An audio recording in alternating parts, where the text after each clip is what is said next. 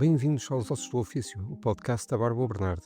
A Barboa Bernardo foi fundada por mim, Miguel Barboa, pela Alice Bernardo, para dar apoio estratégico a negócios nas áreas culturais e criativas. É também a nave-mãe do Saber Fazer e do Estúdio Ofício, projetos que poderás conhecer melhor seguindo os links na descrição do podcast.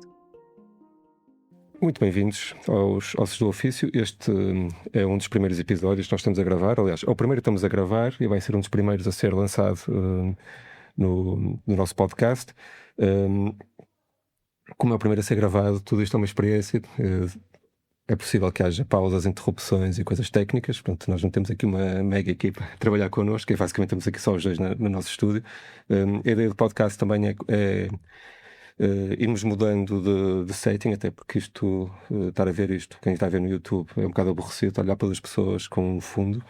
Pronto, e por isso vamos tentando mudar os fundos e os sítios, e a ideia nos próximos episódios nós irmos à casa das pessoas, aos estúdios e aos sítios onde as pessoas trabalham, e fazermos a partir daí. Hoje temos a Joana Correia. A Joana é uma grande amiga nossa aqui da Barboa Bernardo e do Ofício. Já trabalhamos juntos já há uns anos, praticamente desde o início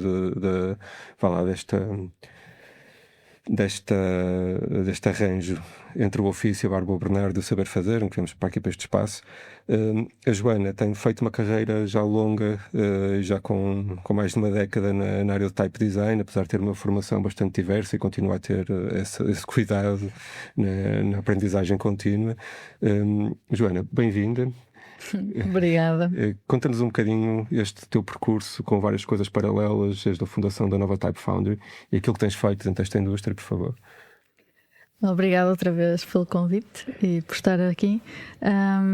Sim, eu já são quase 15 anos de trabalho dentro da área de type design. Já comecei há mais ou menos 2010 com a parte formativa, não é? Os primeiros anos desde 2009, 10 foram os anos mais formativos de type, e quando comecei a trabalhar entrei logo, com muita sorte, logo a trabalhar com a Google, no início nos primórdios, não é, da Google Fonts, e foi super interessante, e ótimas pessoas com quem colaborei, com quem aprendi. Foi uma altura também de formação contínua, de fazer muitos workshops com type designers que eu admirava muito na altura. Como na altura fiz um workshop com os Type Together, com o Alejandro Pol, que eu admirava muito também. Foram anos formativos, mas sempre a trabalhar, a colaborar com outras foundries, a desenhar, a terminar tipografias que eu já tinha começado. E mais tarde, em 2015, formei a primeira foundry. Fundei a primeira foundry com um colega aqui em Portugal, com o Nathaniel, e formamos a Discover, que foi uma empresa que trabalhou ainda durante 3 anos, e tivemos projetos muito grandes com a Google também, no Multiscript. Fizemos uma tipografia muito grande com scripts índicos, e foi um projeto enorme. E ao longo desse tempo fomos trabalhando para outras grandes empresas, fazendo trabalho de produção, até que já tínhamos a nossa foundry, não é? E em 2018 acabamos por ir por caminhos separados. A Discover continuou, mas eu fundei a minha própria e fiz a nova Type Foundry com as minhas tipografias, também com novas que estava a desenvolver naquela altura. E foi sempre um percurso, como disseste, um pouco heterogéneo, porque eu ia fazendo sempre a colaboração também com outras empresas, porque em 2020 comecei a trabalhar com o Rainer Scheichelbauer, meu colega do Glyphs, e ele tinha a empresa de produção, a Schriftlabor, e eu estive a trabalhar com ele durante 3 anos na parte mais de gestão, na parte mais de clientes. Sim, no Porto. Na altura estávamos no Porto, e ele é de Viena, mas estávamos no Porto. Tínhamos aqui escritório com 2 ou 3 pessoas de type, de produção, de design, e foi uma altura muito boa de descoberta, de aprendizagem, porque ao mesmo tempo também estava a estudar e a fazer outro tipo de formação à parte do type, e abriu muitas portas, e foi um trabalho, um projeto muito interessante, e continuava com a nova Type ao mesmo tempo, a desenhar tipografias, e continuava aos poucos a manter a Foundry ativa. Sim, nos últimos 2, 3 anos estive a trabalhar com outra, neste caso com outra empresa. No meio ainda estive com um projeto muito grande da Google também outra vez, um projeto da Google SenseFlex, que lançou agora há pouco tempo, que é um projeto enorme. Bem, eu participei durante, acho que foram 18 meses, mais ou menos, com um colega meu também aqui em Espanha, da Ashler Design, com quem também colaboro em outras áreas, e foi super interessante. Mas depois desse tempo continuava sempre com a Foundry, sempre mantendo a comunicação, mantendo a construção de novas tipografias. Mas depois, em 2023, fui abordada para trabalhar com The Type Founders, que é uma empresa também muito particular e específica, não é, dos Estados Unidos. Foi um projeto super interessante porque eles fazem um acompanhamento das foundries que neste momento fazem parte de Type Founders, e eu trabalhei com eles na parte de design, produção, na parte de gerir as relações, não é? A parte pessoal e muito importante nestas empresas, e foi um trabalho também espetacular que fui mantendo a Foundry ao lado, embora nesta altura foi mais desafiante porque estava a trabalhar a full time e depois também um pouco mais em part time, e isto já foi já terminou o ano passado em setembro, quer dizer, as coisas passam rápido, e foram 2 anos e um pouco mais. E agora, neste momento, é isso. Continuo com a Foundry, bastante focada na Foundry, em fazê-la crescer, e fundamos também o Ligado, que depois vamos falar um pouquinho mais, não é? No final. Verdade. Então, houve também este processo que nós fizemos em conjunto no ano passado, de reflexão estratégica, etc. Também ele acabou por levar também a tomar algumas decisões, etc. Isso é a parte que as pessoas não veem, não é? Que é o backstage de pensar os projetos, porque sim, acho que foi imperativo, foi super importante termos feito esse processo de estratégia que foi feito há quase um ano já. Já passou mais de um ano em que fizemos uma estratégia para mim pessoalmente da carreira e da Foundry, e toda a estratégia do que é que poderia ser possível, como é que eu poderia juntar todo o conhecimento que já foi adquirido, toda a experiência para um novo negócio. E até nem foi no fundo a fundação quase de Ligado, sem saber que ele ia existir ainda. Sendo este é uma indústria muito particular, né? Este é um nicho, basicamente. Acaba por, se calhar, os jovens designers que se calhar vão ouvir isto, né? Já não sei, não faço a menor ideia quem é que vai ouvir, mas quem estiver a trabalhar ou com a ideia de trabalhar nisto, percebe que isto é uma indústria muito particular, é um nicho. Não é muita gente, as pessoas tendem a conhecer-se quase globalmente umas às outras, não é? Aliás, eu, com o trabalho que tenho feito contigo nos últimos anos, mais o trabalho que fiz também durante algum tempo com os Type Founders, o trabalho que estamos a fazer com a Verónica, mas na área da cooperação europeia, dos projetos, quer dizer, os nomes repetem-se. Certo. Vocês, quando estão a falar quase sempre das mesmas pessoas, dos mesmos nomes, ou seja, isto é uma indústria extremamente importante dentro do mercado do design, mas é uma indústria pequena e muito técnica, não é? Portanto, isto leva-me aqui a esta questão que é, portanto, naturalmente há um gosto particular por toda esta componente ultra técnica, não é? Porque isto claro que tem um negócio criativo e tem uma componente de criatividade muito grande, e de criação e de inovação, mas é uma componente técnica, fundamentalmente, em que há uma decisão de carreira a dada altura. Portanto, esta pergunta que eu te faço agora é como é que se cria um negócio de type, não é? Ou seja, não é por estar a brincar com o glyphs que faz-te um type designer, certo? Certo. Não, é claro que no início normalmente as pessoas vão pela procura mais criativa e pelo design, não é? Por quererem fazer a sua própria fonte, porque querem poder utilizá-la em projetos. Há muita gente que vem da área de design e faz esse tipo de trabalho inicial de quer fazer uma fonte para usar num projeto, e acontecem, não é? Muitos casos desses, mas claro, quando se trata de criar um negócio, de ter conseguir ter algum rendimento, não é? E receber de volta do trabalho, há várias formas, não é? Há várias formas de o fazer. Há pessoas que trabalham sempre quase como como é que eu ia dizer, como freelancers, não é? Que trabalham para outras empresas, trabalham para agências e trabalham sempre quase como produtores de fontes, mas não de autoria própria, por exemplo. Há pessoas que fazem só um trabalho de produção quase a vida inteira. Trabalho de produção. Sim, que é desenhar, completar as fontes, desenhar fontes de outras pessoas, produzir trabalho customizado para marcas, branding, e há pessoas que acabam por ficar, se calhar, muitas vezes no backstage, mas que são extremamente importantes para a qualidade do trabalho na indústria. E depois há outras pessoas que fazem um projeto mais autoral ou que começam a criar as suas fontes. Antigamente era bastante mais fácil, bastava colocar algumas fontes no MyFonts e começar a vender e começar a experimentar, a ver o que é que funcionava. Agora, neste momento, temos mais um mercado um bocadinho mais saturado. Queria falar um bocadinho sobre mas sim, há várias maneiras de trabalhar como type designer. Até pode-se trabalhar numa foundry já existente, com uma estrutura maior, ou numa empresa mais corporativa, digamos. Há várias formas, no entanto não há muitas possibilidades, porque as empresas não são tantas assim.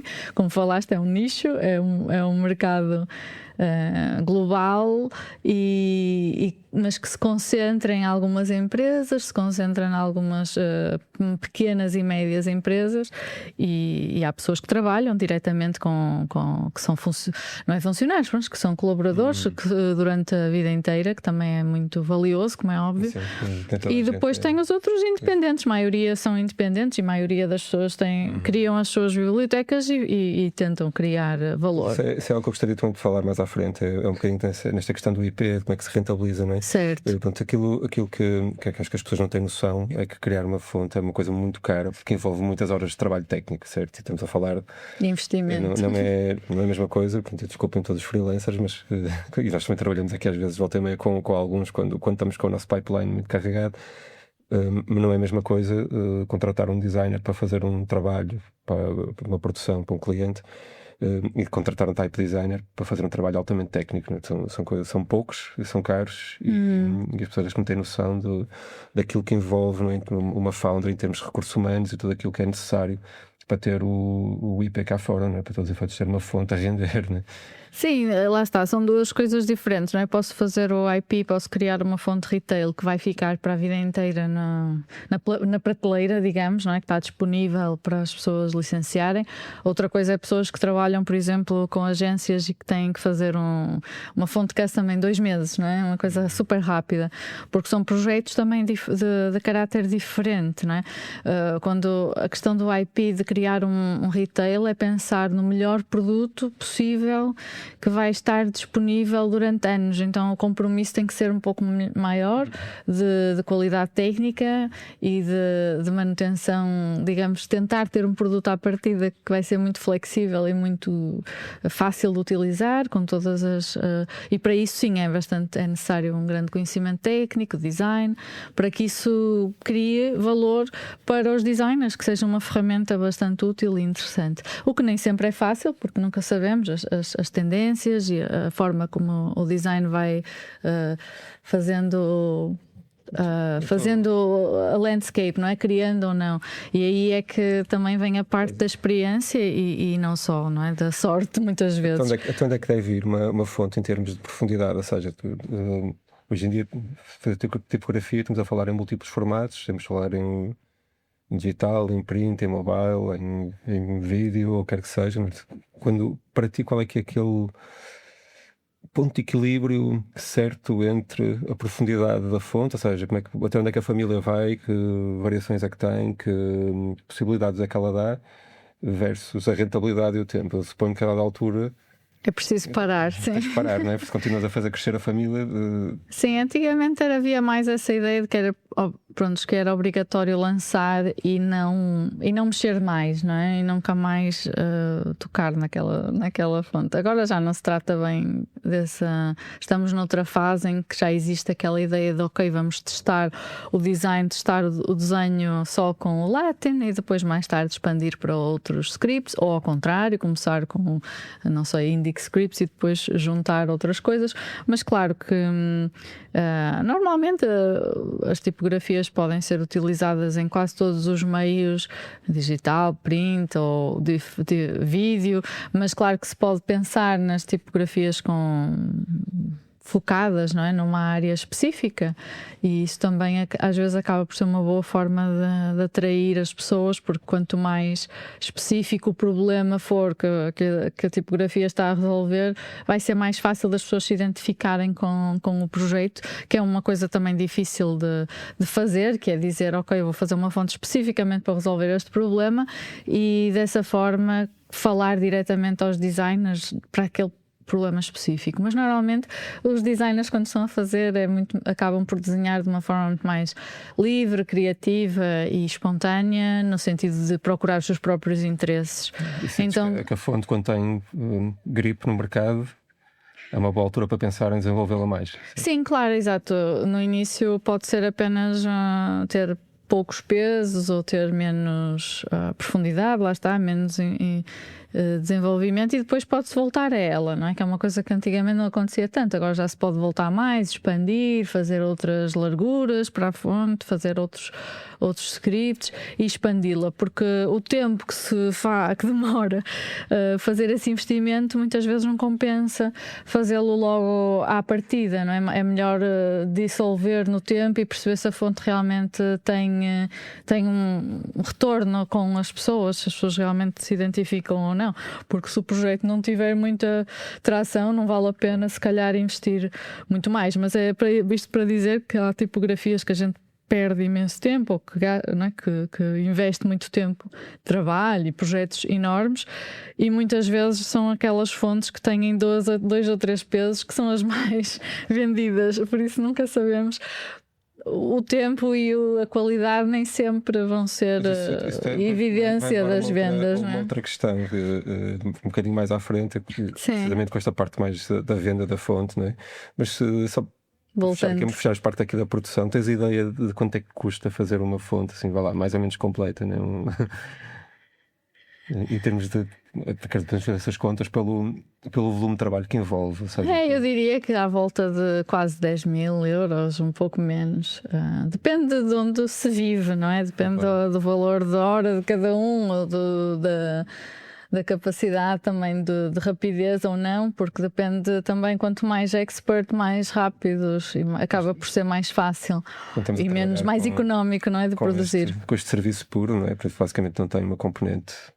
Há tangibilidade, claro que sim, é uma coisa transacionável, mas está a produção claramente ligada ao tempo de trabalho. Por vezes é difícil quem está a criar um negócio conseguir fazer essa contabilidade, não é? Ou seja, o meu tempo é muito subjetivo, não é? Porque se eu estiver a trabalhar sozinho, eu tenho, quer dizer, se eu tiver um pipeline de trabalho muito cheio e tiver um fluxo de clientes muito regular, eu sei quanto é que vale a hora, eu sei quanto é que as coisas custam, porque eu sei quanto é que estou a ganhar a hora. Ou seja, cada hora de investimento que eu estou a fazer no projeto é uma hora que eu não estou a ganhar com o cliente.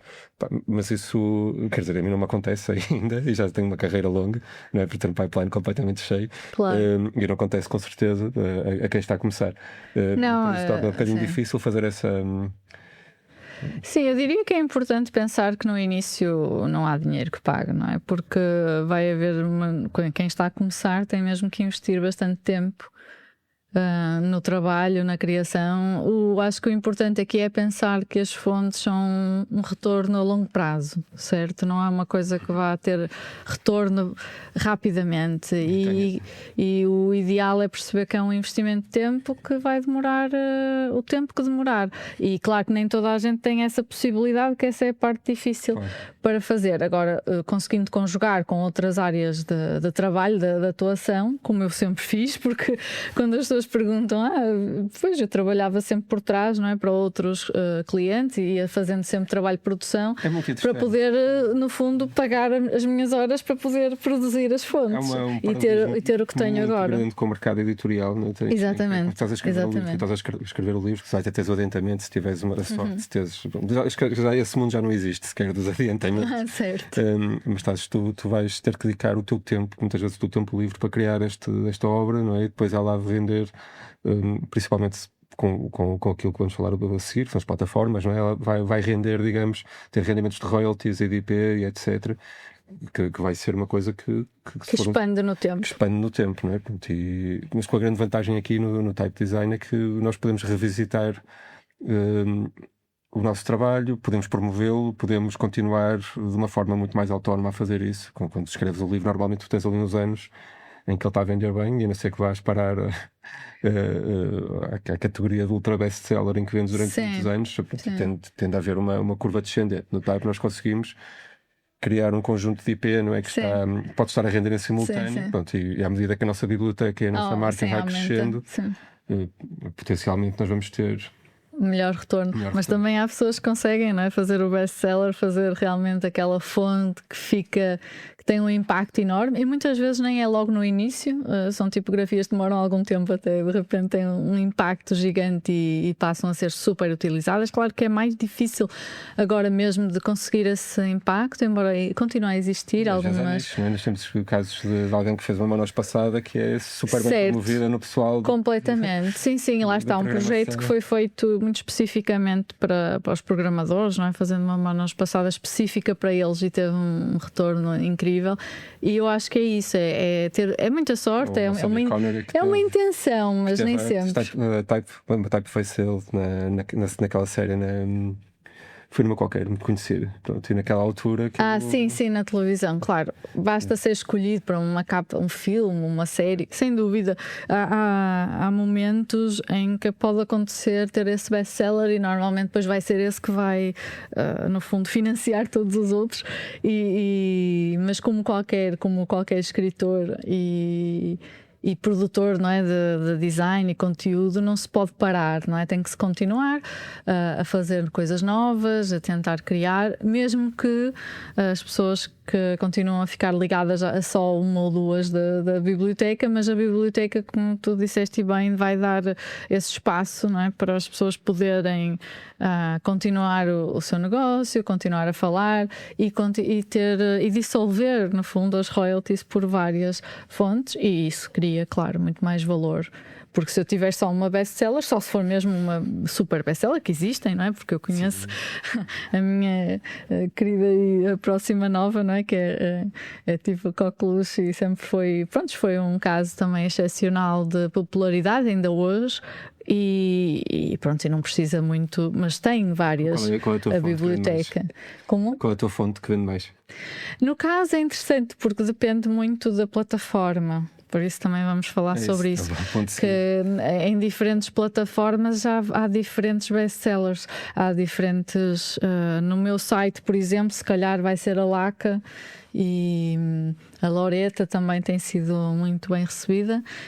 E depois, se falarmos da Adobe, já se trata da Lemongrass, não é? Que é a minha fonte de script. Acaba por também ter um custo de aquisição muito baixo para o designer, ao contrário do custo que há no licenciamento direto através do site. E a pergunta também é esta aqui: como é que se vende uma fonte, não é? Quais são, para todos os efeitos, os canais que nós temos para o fazer? Claro que há aquele canal direto, né? Quando alguém nos contacta diretamente para encomendar um trabalho ou para licenciar uma typeface específica, não é? Mas como é que se faz agora? Onde é que elas estão disponíveis? Exatamente. Onde é que elas estão disponíveis? Antigamente, lá está, há 15, 20 anos, quando eu comecei, havia algumas foundries digitais já na altura.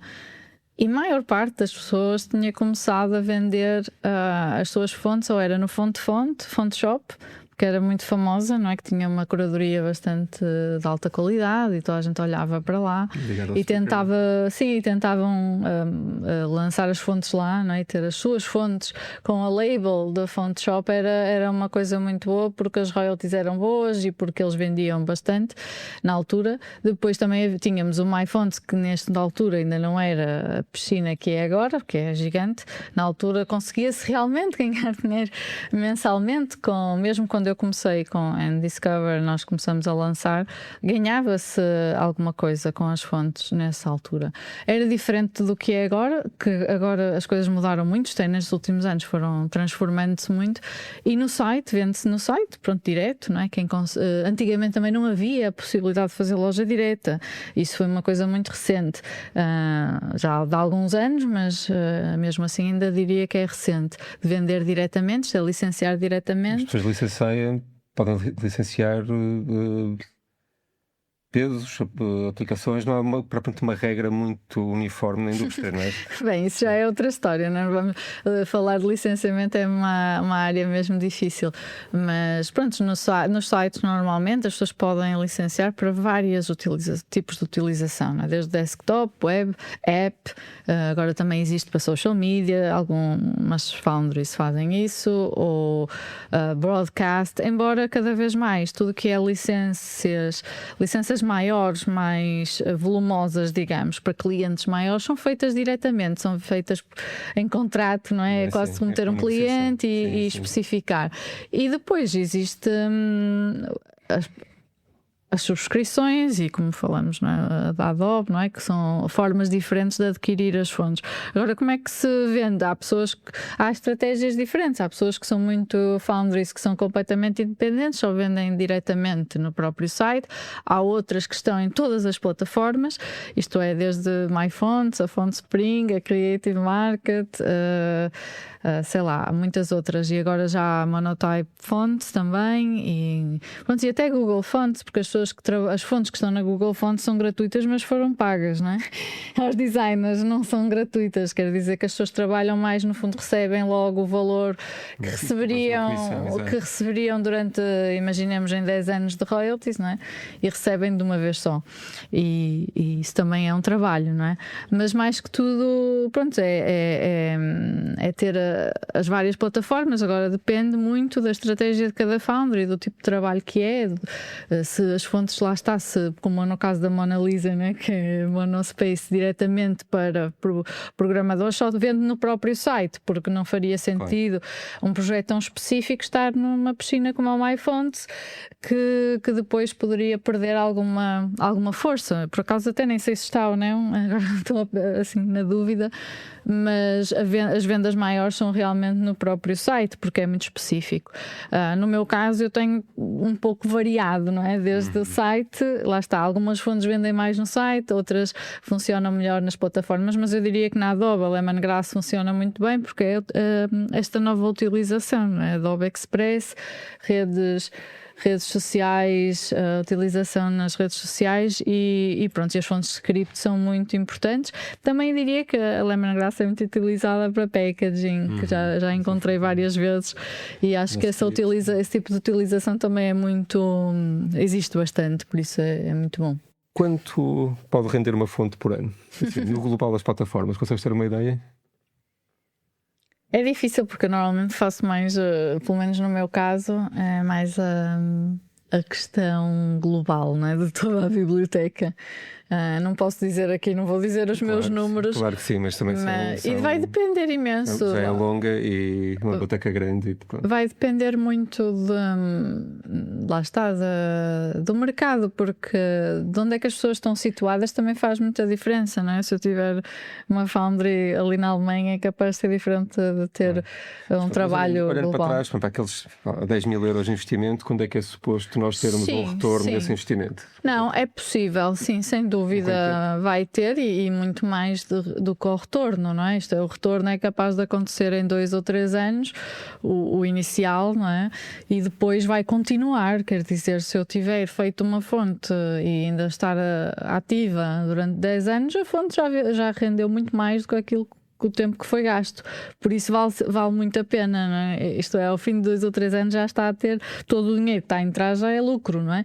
Já é depois de ter feito o investimento. Por isso eu todos os anos depois for recebendo 10 mil por uma fonte por ano, não estou a falar por ano, é o mínimo, claro que pode ser, é possível mais, é um bom retorno, não é? Estamos a falar, se tivermos 10 fontes acaba por já ser um retorno maior e ao fim de X anos acaba por ser foi muito bom. E estou a falar de números pequenos, porque lá está, a minha experiência, a minha biblioteca é muito boa, é muito bom e tenho tido um bom retorno, mas há pessoas que têm muito mais. E depende muito também do foco, do nicho de cada Foundry, que acabam por ter um retorno enorme. Acho que em fase nenhuma tu tiveste dedicado a 100% durante muito tempo à Foundry, não é? Ou seja, tipo, não tiveste um período de 1 ou 2 anos em que só fazias isto, não tiveste? Eu acho que sim, houve ali pelo menos, diria que 1 ou 2 anos na fundação.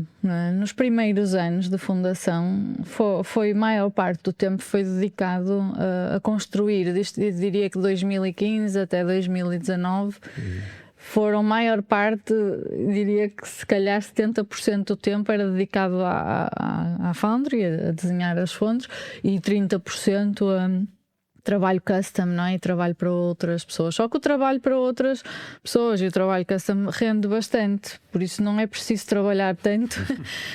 Isto não é preciso fazer muitos projetos para ter ali um extra de conforto e conseguir dedicar o resto do tempo à Foundry. Depende das pessoas, lá está, depende muito de onde as pessoas vivem. Eu acho que nessa altura estava a viver no Porto com muito poucos gastos e eu fazia por isso, também não estava numa altura diferente, não é?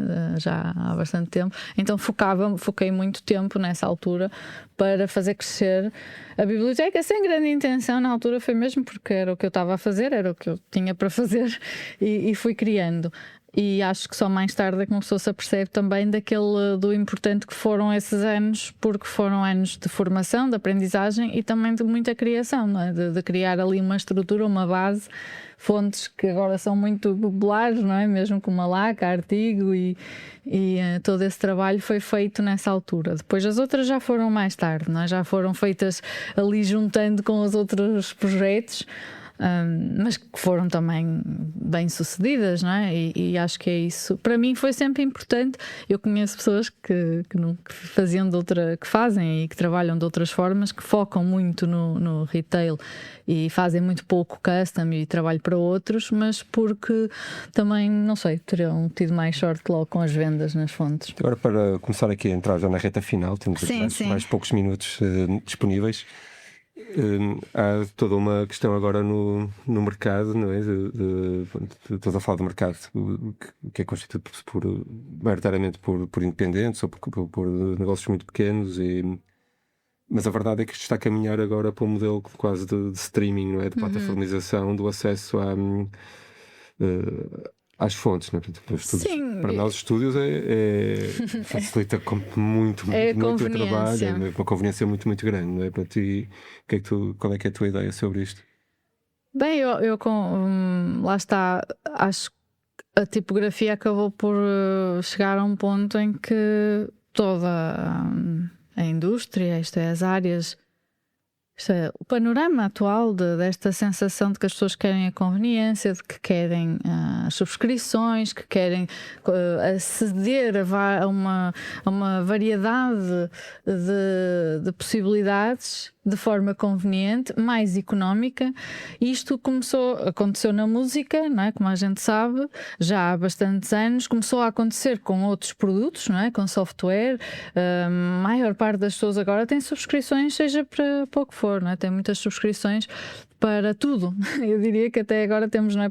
Eu estava-me a lembrar no outro dia que até no Substack agora eu faço subscrição à newsletter e pago, pessoas que pagam subscrições para newsletters pagas. Sim, isto estamos a falar de um pagamento quase direto ao autor, né? Certo. Na plataforma estamos a falar de nós termos uma subscrição que nos dá acesso a múltiplas fontes. Exatamente. Um bocado como acontece com a Adobe, não é? Nós estamos a utilizar, quer dizer, é um bocado no-brainer para um cliente, para um projeto em que não temos uma necessidade super específica de licenciamento, de podermos escolher. Sim. Eu acho que veio da necessidade também de uma resposta ao que já acontecia, começou a acontecer com a Google, não é? Porque toda a gente começou a utilizar muito a Google porque era gratuito e porque tinha acesso a muitas fontes e começaram tudo que era sites. Depois apareceu o Typekit, que foi a primeira empresa antes, não é? Havia também a WebType, Typekit, começaram estes novos projetos e a Adobe agora é essa a maior, que foi que foi crescendo imenso, não é? Porque a Adobe também tem um alcance enorme com as aplicações e colocar as tipografias dentro da Adobe foi uma forma muito interessante para os designers, que é a conveniência, mas também para quem produz, acaba por ter um alcance muito maior com as tipografias. As minhas tipografias nunca seriam tão utilizadas se não tivessem na Adobe. Nós temos muito pouco no meu Adobe, caso, não é? Temos esta questão de termos no estúdio, usamos muito o Squarespace para a maior parte dos sites mais simples, porque já é para a nova plataforma, dá-nos imensa flexibilidade visual. Nós conseguimos aplicar basicamente a C do Illustrator diretamente para o Squarespace e o Squarespace dá acesso à biblioteca da Adobe. Sim, nós conseguimos trabalhar o print, conseguimos trabalhar múltiplos canais sem um custo que não seja só a subscrição que já pagamos e temos que pagar para usar os programas. E tem a ver com toda essa ideia de plataformização, como falámos também. O Figma também tem acesso às fontes da Adobe. Tens muitas plataformas e agora também já temos, lá começam a aparecer outro tipo de plataformas mais com curadoria, não é? Como no caso a Monotype Fonts, mas também o Typographer, não é? Que é dos Type Founders, que é uma biblioteca muito específica, mas também é uma piscina de fontes, é uma coleção que eu tenho acesso. Um grupo de estúdios e de fontes que eu posso muito bons. Exato, ou mesmo como na fonte Stand, que no futuro também imagino que vamos ter. Eles já existem a subscrição às Foundries, mas vai existir provavelmente a toda a coleção do fonte Stand, também vai estar acessível de certeza neste modelo, porque as pessoas realmente a conveniência e esta possibilidade, não é, de ter acesso a muito mais design disponível tornou-se completamente super importante para os designers. O Canva também é outro exemplo, não é, que tem cada vez mais utilizadores e não só profissionais, que isso também é uma área que está a crescer imenso. São pessoas que gostam de fazer os seus trabalhos no Canva e têm acesso a tipografia com muita qualidade que não tinham antes, e essas fontes do Canva são servidas por várias, por MyFonts, mas também pela Type Network ou por outras que dão acesso às nossas criações. Claro que há pessoas que preferem não ter as fontes disponíveis nessas plataformas, porque claro, vai tirar um pouco, e vai canalizar o próprio as vendas diretas, não é? E há muitas pessoas que preferem fazer a venda direta porque acabam por ter, lá está, os 100%. Depois estamos a falar, claro, que estando nas plataformas eles também tiram a sua parte, não é? Uma parte grande. Só que chegam a muito mais pessoas e criam esta ideia de conveniência. É difícil integrar os catálogos? É assim, neste momento já não é como era de antes, já não é fácil entrar na Adobe. Não, eu tive muita sorte, eu estava no momento certo e também tinha um tipo específico de biblioteca. Neste momento já não é assim tão fácil, porque eles já têm muitas foundries, eles fazem uma curadoria bastante apertada com o tipo de produto que eles querem. E a qualidade e o tipo de produto, porque tem a ver com a utilização das fontes, que mudou também completamente, porque as pessoas agora comunicam de outra forma, não é? Como comunicam as tipografias em movimento, tipografias, não é? Nas várias plataformas. Passar a última questão, sim, porque eu queria bater isto mesmo dentro dos 30 minutos, porque para chegar ao trabalho, estamos quase a chegar ao trabalho. Raramente demora mais, às vezes demora mais, mas pronto. Estamos quase a chegar ao trabalho. Mas não queremos deixar ninguém pendurado com 5 minutos de podcast para ouvir no regresso. Ora bem. Este ano, ou no final do ano passado, deste um grande passo, não é? com o Paley. O Paley é um ex-Type Founder, certo? E vocês criaram o Ligado Studio, que é algo que tem vindo a promover assim, recentemente, e nós também temos contribuído um bocado a tentar dar um bocado de visibilidade a este projeto. É um projeto que também tem paralelismos com aquilo que nós fazemos na Barboa Bernardo. Apesar de nós trabalharmos no nicho da arte e da criatividade, vocês ainda vão mais a fundo e trabalham a dar um apoio estratégico e de business development e até de estruturação para type designers e para founders. Explica-me lá um bocadinho como é que isto foi criado, o que é que vocês fazem, assim tipo um pitch.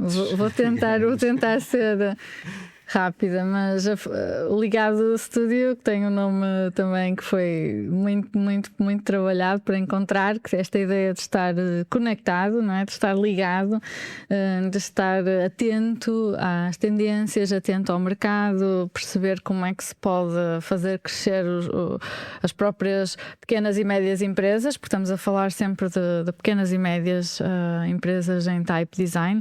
No nosso caso, realmente nós vamos focar mais na área diretamente type, que é a nossa experiência, e fazer, lá está, e ajudar as pessoas a crescer os seus negócios. A gente fala, o nosso motto é o Helping Type Thrive, esta ideia de ajudar o mercado a alcançar um pouco mais de mercado, de conseguir vender, lá está, e tornar os negócios sustentáveis, porque se as pessoas querem continuar a criar tipografia, já não estamos no mesmo ambiente de há 15 anos atrás. A forma como as pessoas usam a tipografia é diferente e nós estamos a procurar dar esse apoio e queremos dar, e já estamos a começar com alguns clientes a dar apoio para iniciar uma nova Foundry e conseguir fazê-lo de uma forma bastante intencional e bem estruturada, ou para pessoas que já estão na indústria há muitos anos e que querem continuar relevantes e estar atentos às tendências, estar atentos não às tendências de design, mas sim de mercado, de perceber como é que se vende, como é que não, otimizar os sites, o próprio design.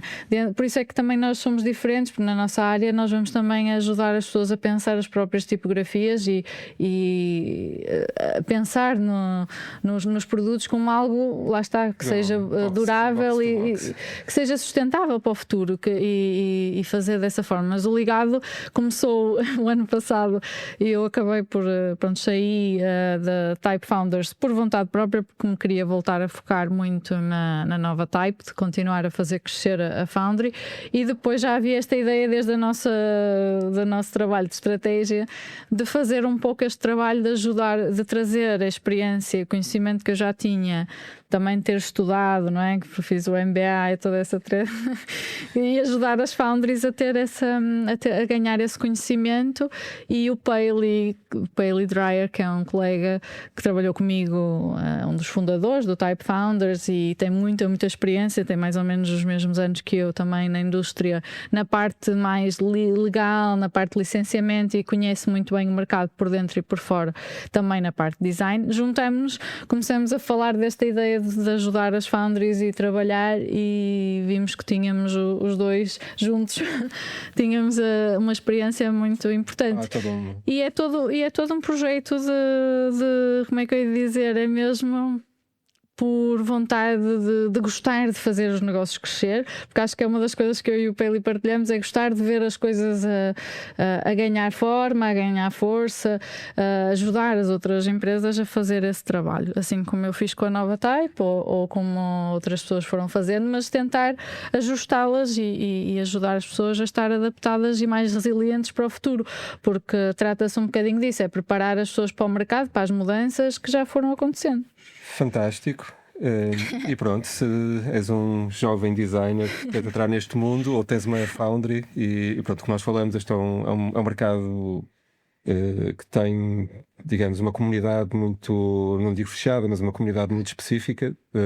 A Joana e o Paley e o Ligado Studio podem ser excelentes ajudas. Portanto, eles têm vários programas, desde mais simples a outros mais avançados, com níveis de envolvimento e custos diferentes, e por isso, se queres entrar nesta indústria, eles são as pessoas certas, têm as competências em todas as áreas, desde o licenciamento até ao desenvolvimento e até à comunicação, e por isso vou deixar ficar na descrição do episódio os links todos para a nova Type Foundry, para o Ligado, etc. E pronto, e depois vocês vão poder ir explorar por conta própria.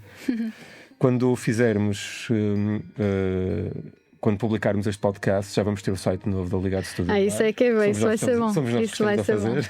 Mas pronto, estamos literalmente nestas semanas a acabar terminar o site. Vai ficar bastante fixe, assim esperamos. E pronto, e quando isto for para o ar já vão ter acesso e poder ver exatamente aquilo que o Ligado Studio pode oferecer. E já sabem, podem encontrar o trabalho da Joana no site da Nova Type Foundry. E pronto, e se não quiserem usarem as vossas plataformas habituais para fazer, a Joana está em bastante plataformas com as suas fontes. Muito obrigado, Joana, e muito obrigado a vocês que estiveram a ouvir. Pronto, brevemente iremos trazer outros criadores, outras pessoas aqui para falar sobre os seus negócios criativos. Obrigado e até breve.